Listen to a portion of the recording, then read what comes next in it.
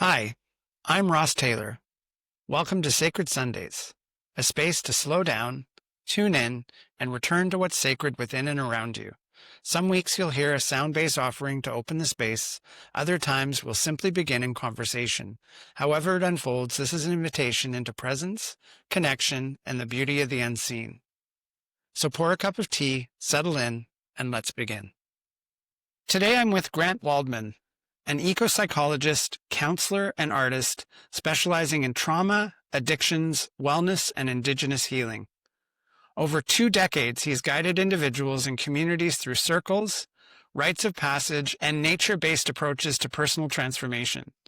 Rooted in mindfulness and compassion, Grant brings a holistic, trauma-informed perspective that helps people reconnect with themselves, their relationships, and the natural world.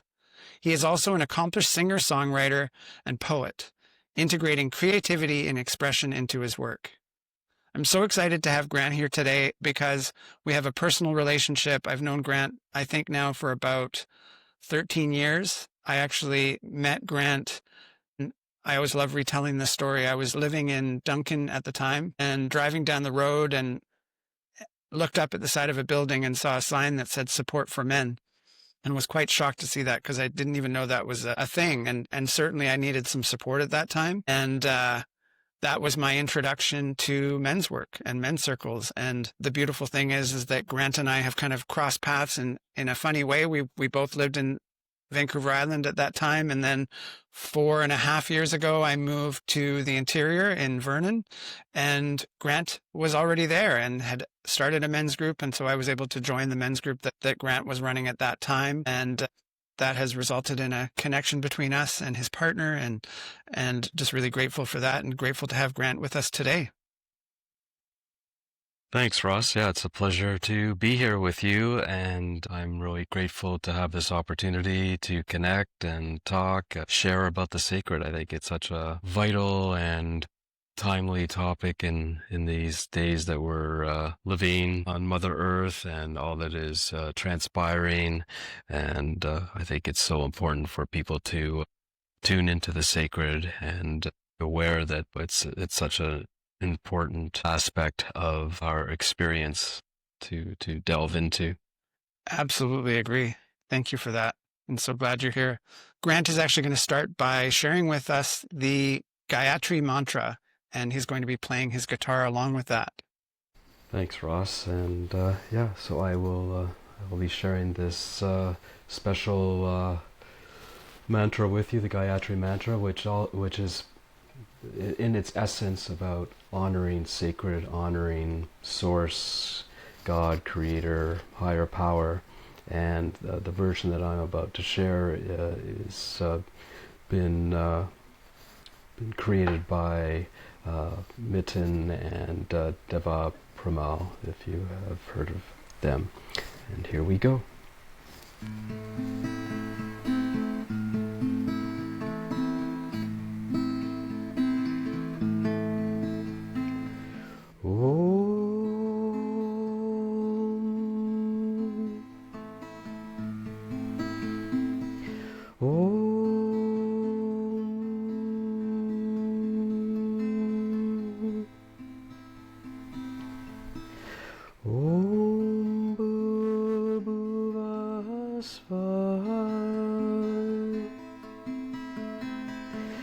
Tatsaviturvareneniam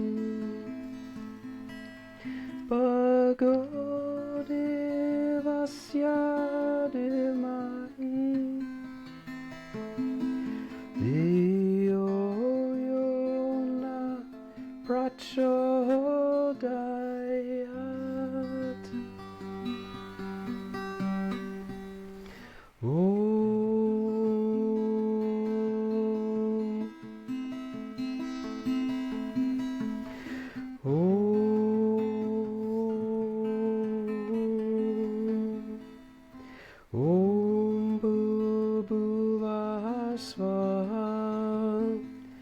Tatsaviturvareneniam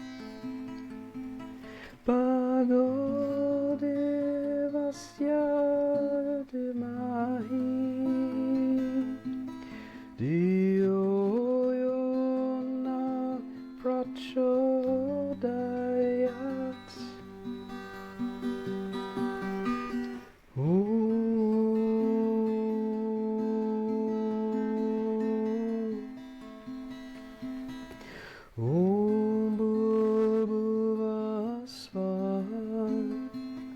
Tatsaviturvareneniam Pagodevasya Demai Diyo Yona Prachodayat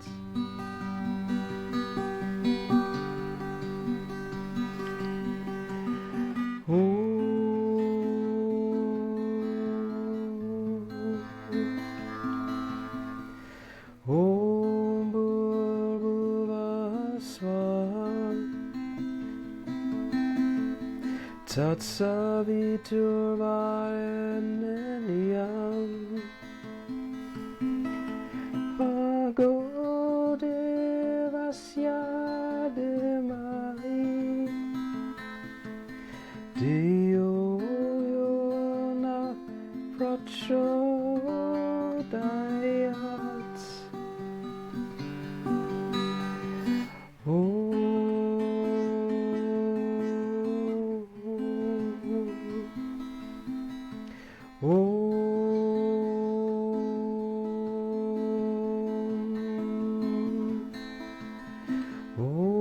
Bhurvasvaha Tatsaviturvareneniam Pagodevasya Demai Diyo Yona Prachodayat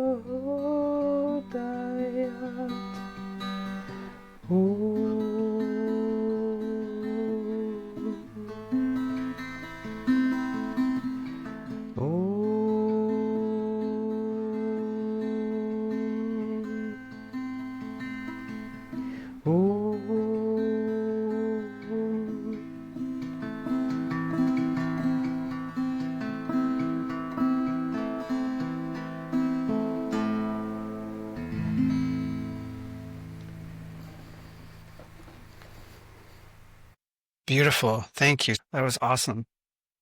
So grateful to hear your voice and your guitar. It's always a pleasure to share music, that's for sure. And maybe that's a great place to start. Maybe you could start by speaking about your connection to music and how it informs the landscape of sacred for you.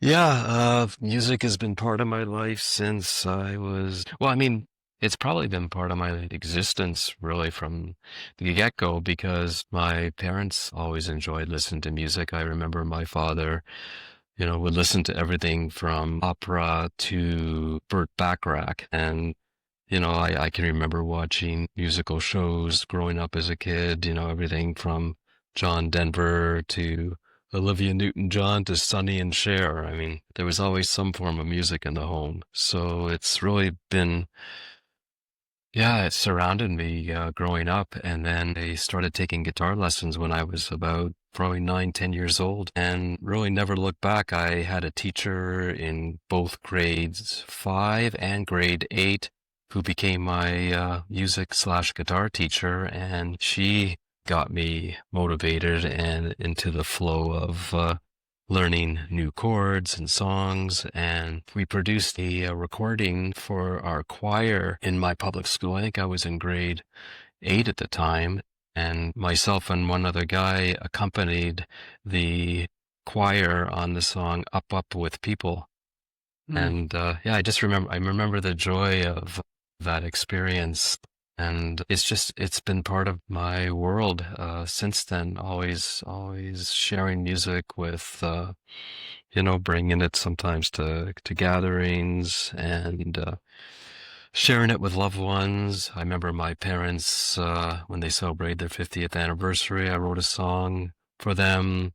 I wrote a song for a friend who invited me to be his best man at his wedding, so I wrote a song for that.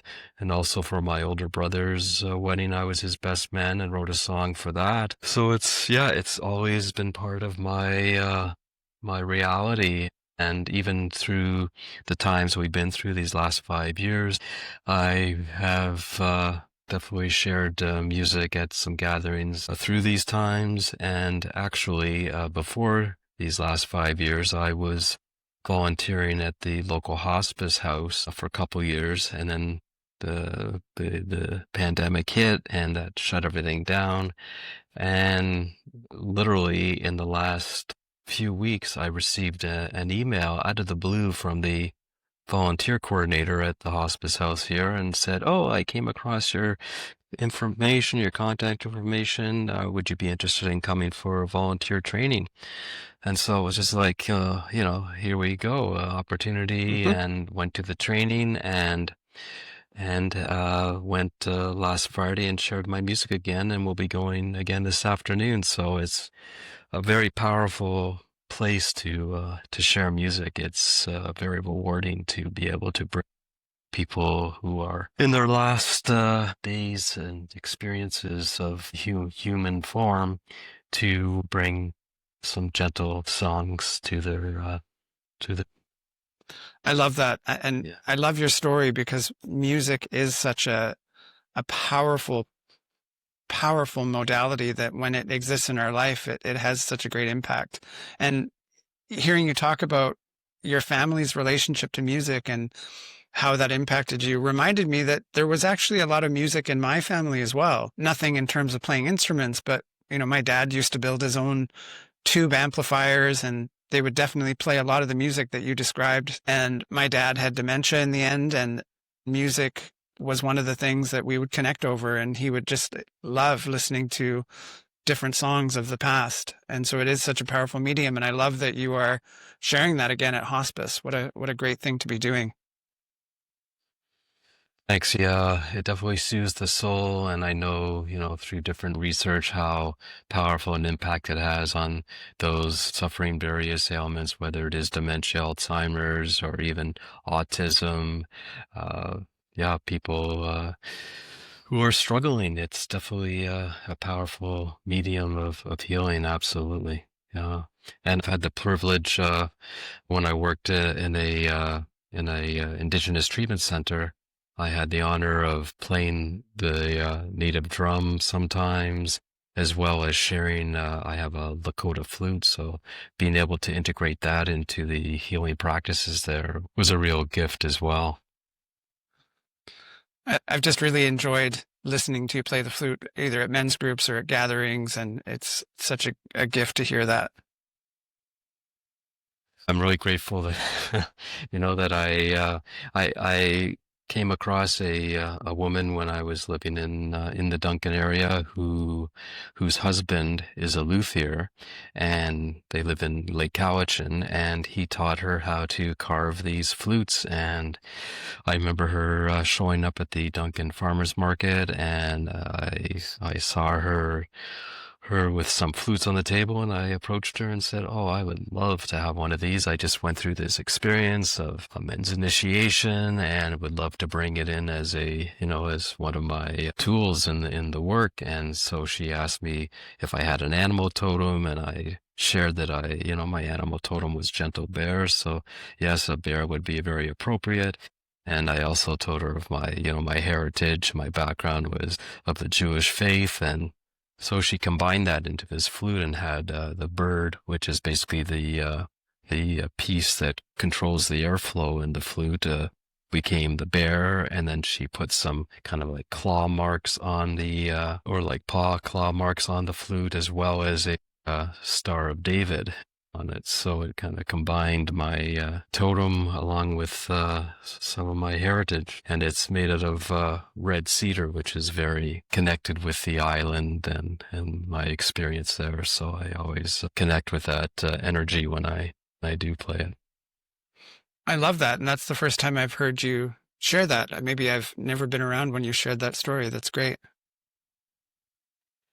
It's there definitely synchronicities unfold, and it's just paying attention to them and saying, "Oh, what am I supposed to be doing in this moment when I see that?" And it was the same thing with my first native drum. I was walking through a mall in Duncan, and there was a woman there that was painting a native drum, and I approached her and said, "Oh, do you make these by specific order. Like if someone has a desire for a certain image on a drum, will you do that? And she said, oh, yes, absolutely. And she turned out to be the arts teacher at the Shawnigan Lake School. And I told her about my totem again, and she offered to make the drum, and it was extremely reasonable. And yeah, it was, I think I came across that. I think it was Christmas of 2006. So short time after my rites of passage weekend. And I was able to bring that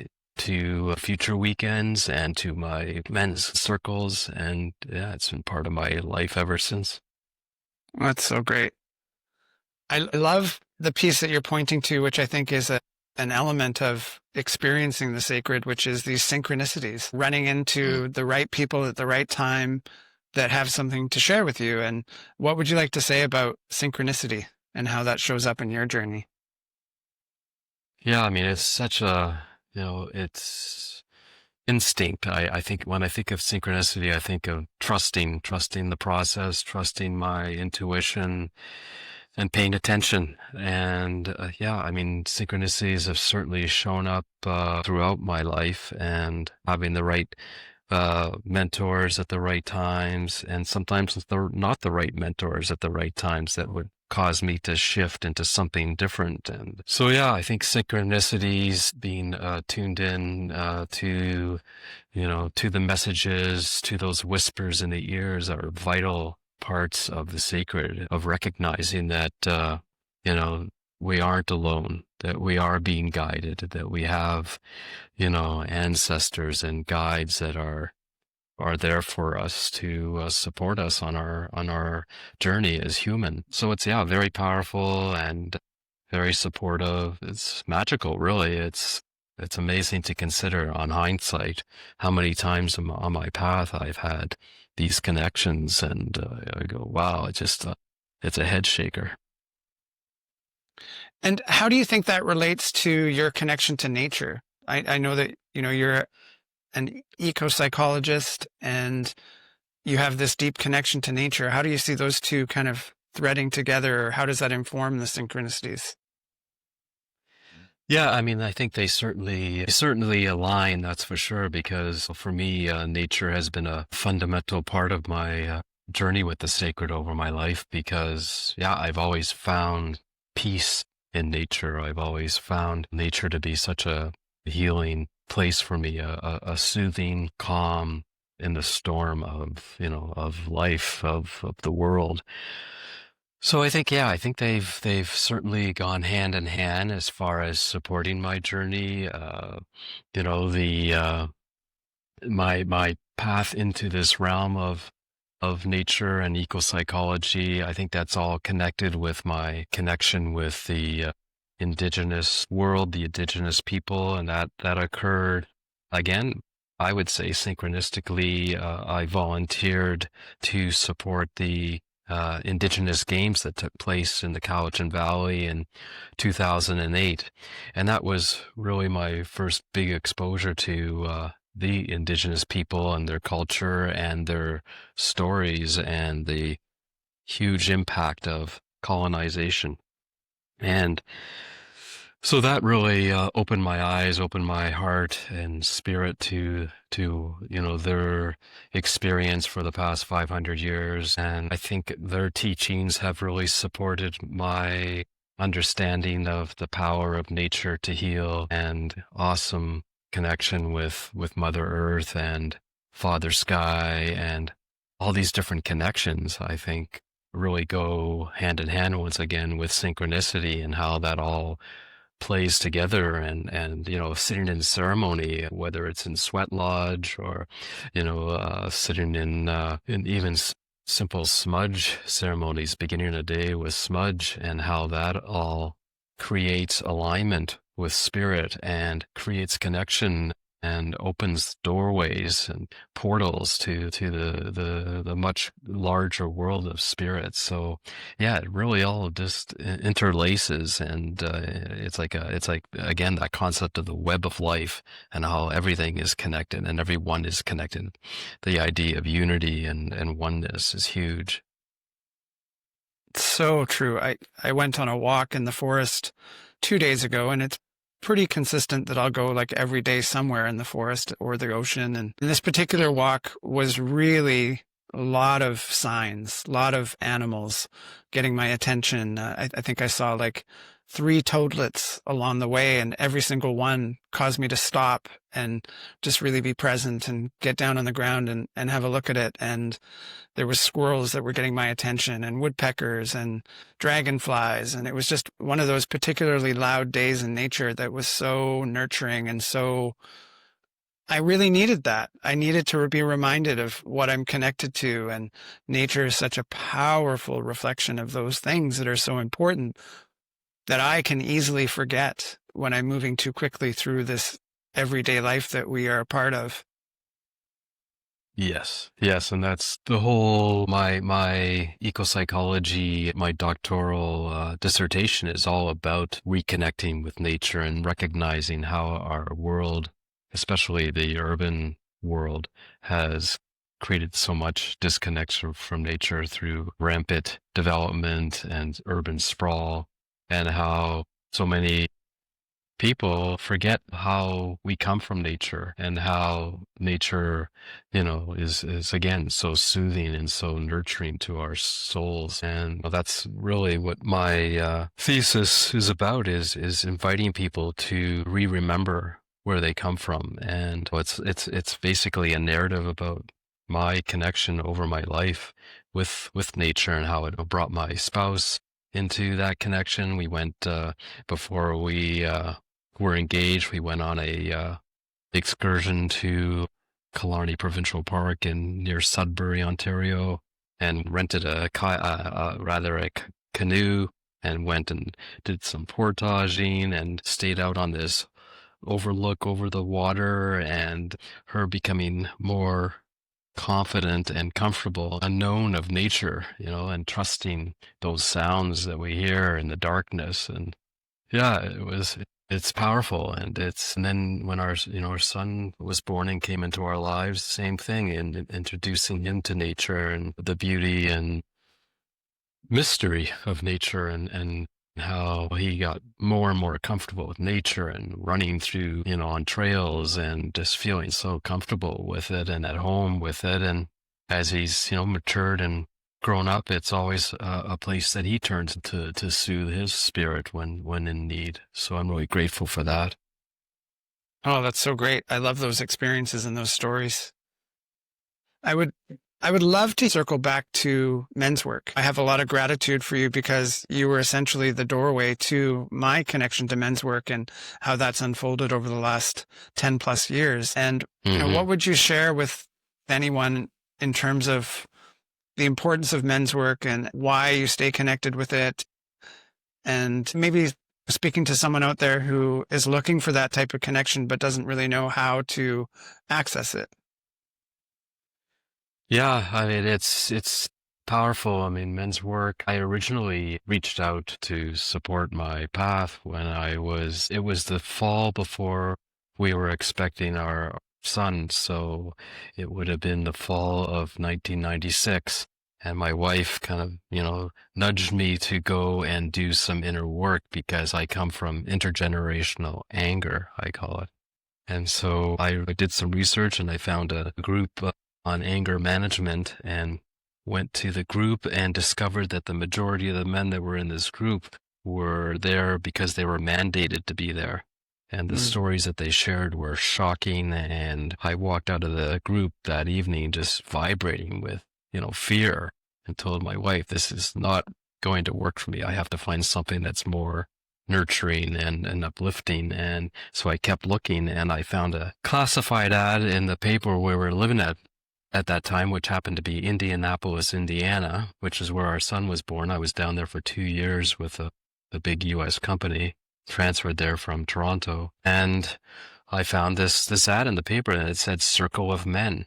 And I'm like, that sounds interesting. And called the number in the ad, and I was invited to come and join in the basement of a local church. And I have never looked back from that day, because I walk into this group and I'm totally welcomed, and it's, hugs and the warmth of the eyes and the nurturing and grounding experience of the rituals in the group. They had indigenous traditions that they utilized to ground and to remove the energy from the outside world, and created a sacred container through the use of sage and the use of sweetgrass and the use of calling in cardinal directions. And it's something that has followed me from that moment on. We left Indianapolis and went back to Toronto, and I right away sought out a group and could not find what I had there, and had to create my own in Toronto,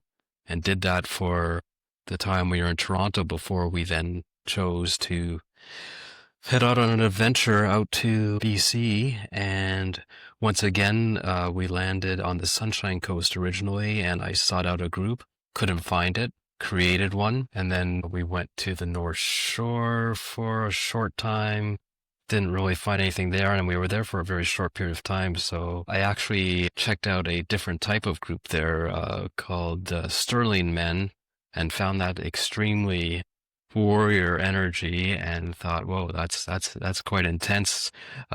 So I think I'll take a step back from that, and then ultimately landed on Vancouver Island, and was in a cafe one day and came across an ad for a Circle of Men, which was the first time I saw an ad for a Circle of Men since I had been in Indianapolis pretty much 10 years earlier.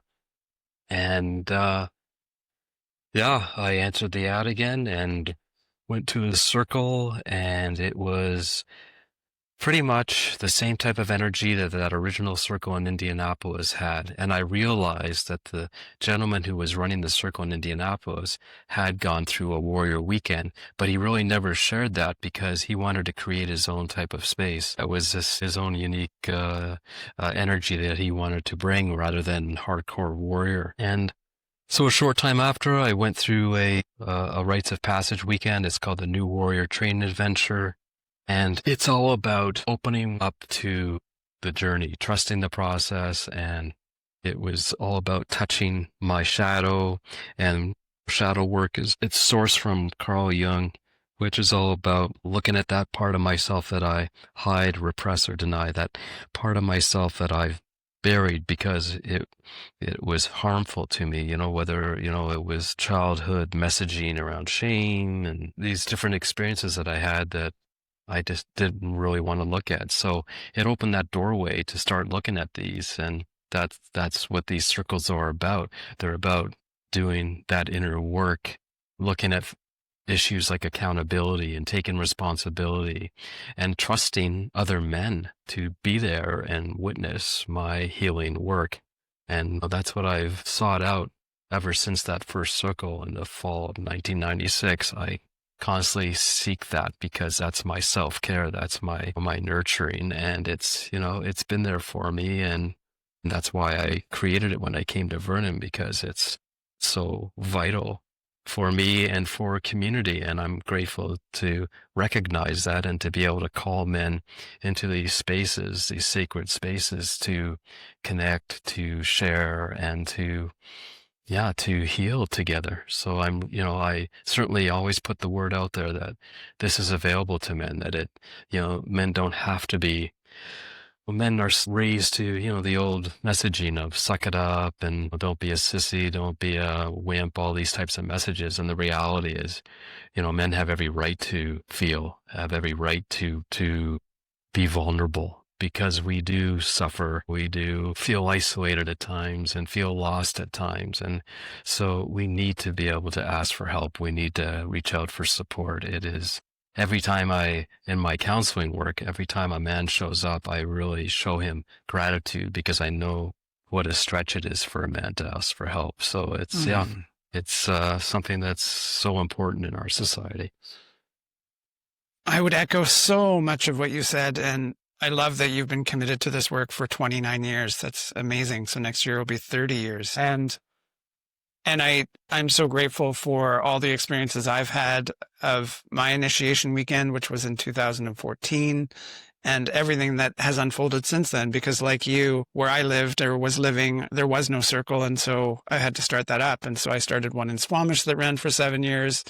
When I arrived in Nanaimo in March, similar, I started another group, and that's been really great. Last week, actually, I went back and attended the circle in Duncan. And that was a real amazing full circle moment, because that was where I first experienced men's group, and sort of come back around and to feel how much I've grown. There's something about those touch points that you go back to that you recognize how much you've grown. And that was just a great experience. And there was actually a man who lives on the island who was from Squamish who joined me at that circle. So that was really great as well. Oh, wow. Yeah. Excellent. Yeah. So we're at that part that's always hard, which is the wrapping up of our conversation. I think there's so many other avenues that we could have gone down, and I think the essence of what we talked about was so great, and it's a great place to wrap up. And I always like to wrap up by asking a simple question, or maybe it's not that simple, but it's, what is one simple way that someone could connect with the sacred today? Simple way is to tune into their breath. To tune into that deep, nurturing breath, and to recognize how powerful our breath is, something that we, take for granted. It's just so automatic. And yet, a deep cleansing breath is so powerful, so healing, so grounding, and so necessary in order to support our nervous system and settling and calming. That would be my invitation to anyone listening, is remember your deep breath and how powerful that is.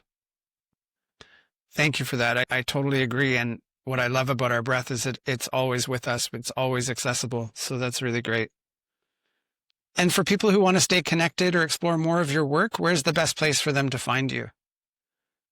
Yeah, probably on my website, healingworkscounseling.com. They can certainly connect with me through that. My email is grant.healingworks@outlook.com. They can certainly reach out and connect, and I'd love to hear from people, and I love hearing people's stories and sharing and connecting. So that would be awesome.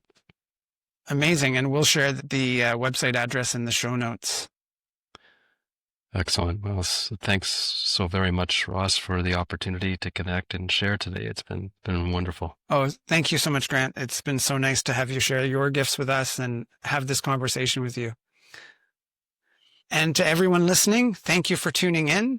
Until next time, take good care. Thank you for joining us here on Sacred Sundays. I hope something in today's offering spoke to your spirit, stirred something true, or simply gave you a moment to breathe. You can find more Sacred Sundays episodes, as well as other conversations from the Sacred Village podcast, at sacredvillagepodcast.com. Feel free to share this episode with someone who might need it. Until next time, may your Sunday be slow and sacred. Bye for now.